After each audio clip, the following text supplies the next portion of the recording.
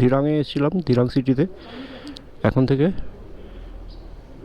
আরও পাহাড়ি রাস্তা আমাদের চড়াই করে উঠতে হবে। আর আমাদের আজকের ডেস্টিনেশন হচ্ছে তাওয়াং, তাওয়াং সিটি। সেখানে আমরা 3 দিন থাকবো আগামী।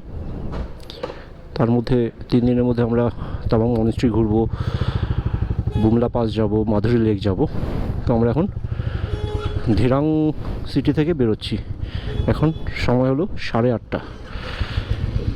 এখান থেকে তাওয়াংয়ের ডিস্টেন্স 135 কিলোমিটারের কাছাকাছি।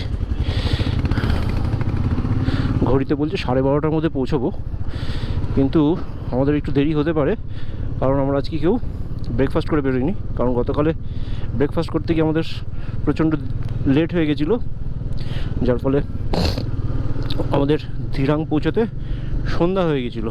তো সেটা আজকে আমরা চাইছিলাম না, আমরা রাস্তাতেই কোথাও ব্রেকফাস্ট করে নেব।